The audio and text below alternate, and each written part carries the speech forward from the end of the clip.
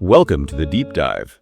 Today we're taking you straight to the Baltic coast of Poland, and we're going to plunge into the history, the architecture, and the really unexpected magic of a place people often call the Riviera of the North. That's a great nickname, isn't it? It just, brings up these images of sun and sophistication. But we're looking at a region with incredibly deep roots and a surprisingly specific purpose. Our focus is on the famous Tricity area, Gdańsk, Gdynia, and Sopot. Right, and our mission today is to really understand how Sopot, which is the smallest of the three, evolved from this humble fishing village into a major health spa, and more critically, how its history provides a kind of blueprint for the modern trend of well-being tourism. Okay, so let's start by positioning the Tricity for our listener, because these three cities, they're connected, but they really are three entirely different worlds. Oh, completely. It's like a cultural gradient in one metro area. You have Gdańsk, which is the veteran, the largest and oldest, with history going back to the 10th century. It's the historical heavyweight. Exactly.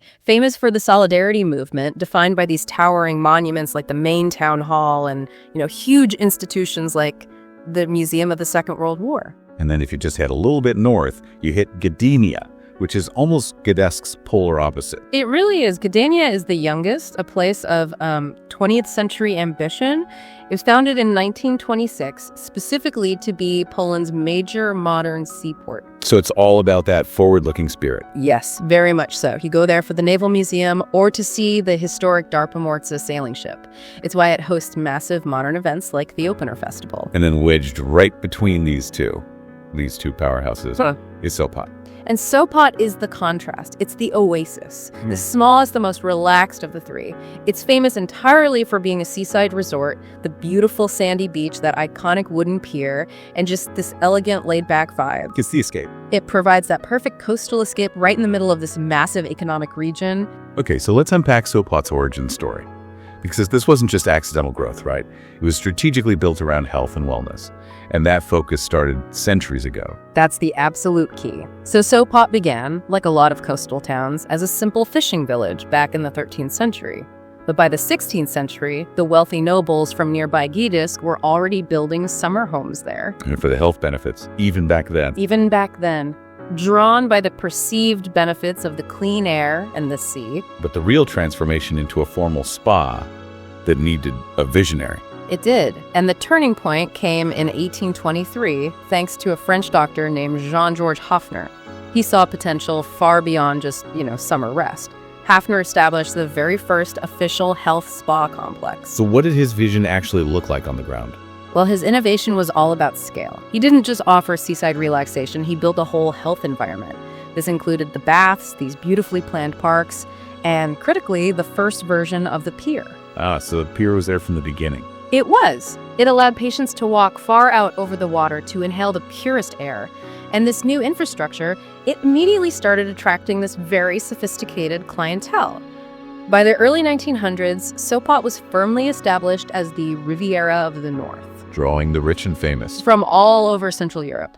And this golden age, it demanded grand luxury.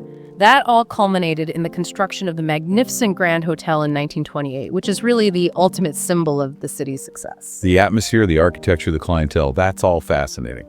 But let's get into the actual science. What was the healing secret? It wasn't just the fresh Baltic air, was it? No, not at all. The real core resource, the thing that underpinned the entire business model, was geological. It was the brine water, sourced from the St. Wojciech Spring.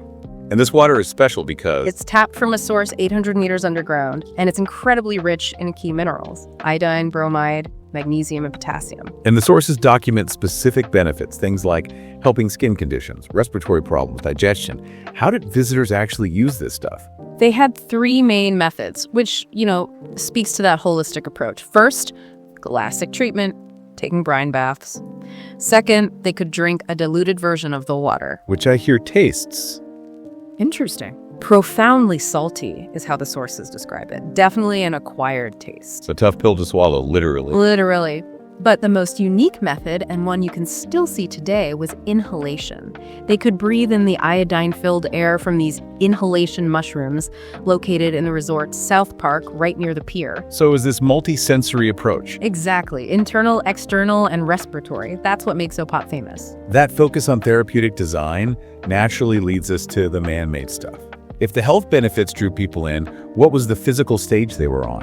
What are the key buildings that define Sopot's look, which people often describe as having a kind of Wes Anderson aesthetic? That aesthetic is everywhere, that mix of Art Nouveau elegance and historical polish. But the number one landmark that defines the city is, without a doubt, the Molo the Sopot Pier. It's just epic in scale. It holds the title of the longest wooden pier in Europe. It currently stretches 515 meters out into the Gulf of Gdańsk. And it started much smaller. Oh, much. It was built in 1827 at only about 31 meters, but was extended dramatically to its current length in 1928, right at the height of that golden age. So 500 meters is a long walk. Does it still serve that original health purpose? It absolutely does, which is why it's so critical. It acts as this massive linear inhalation zone. Walking that full length exposes you to extremely high concentrations of beneficial sea air iodine. It's a natural treatment in itself. Plus, the views must be incredible. Fantastic. You get these panoramic vistas of the open sea, and on a clear day, you can see Gdynia and the distant Hel Peninsula. And a quick note for the traveler. Remember that during the summer season, May through September, you do have to buy a ticket to get on the pier. That's right. And it's also still a functional space. The modern marina opened in 2011, and it has berths for over 100 yachts. So it fuses that history with modern luxury. Okay, so if the Molo represents the elegant, straight-laced history of the resort, the next major landmark we have to talk about is its complete opposite, the Kurzeme Domek, or the Crooked House. The Crooked House? What were the architects thinking? I mean, it honestly looks like a funhouse mirror has just melted onto the street. The architects, Sotinski and Zaleski, they drew from these extremely whimsical, almost surreal inspirations. That's what gives it that unique, warped character. So, not classical elegance. Yeah. More like pure fantasy. Exactly. Their main inspirations were the fairy tale illustrations of a Polish artist, Jan Marcinszancer, and the surreal drawings of a Swedish artist, Per Dahlberg. And I've seen it compared to Gaudi's work in Barcelona. You can see why. The sources point to things like the blue-green enamel roof shingles, which look a bit like dragon scales. It has that expressive, organic feel. It's actually recognized locally as one of the 7 wonders of the Tri-City area. And this masterpiece sits right on Sopot's main drag, which is Ulica Bohataro Monte Cassino, or Monsiak. That's right. Monsiak is the main pedestrian spine of the town, connecting the historic Spa Square all the way down toward the sea. It's the pulsating heart of Sopot, packed with cafes, boutiques, bars, clubs. Monsiak might be the nightlife center, but the cultural pulse of Sopot goes way beyond the bar scene.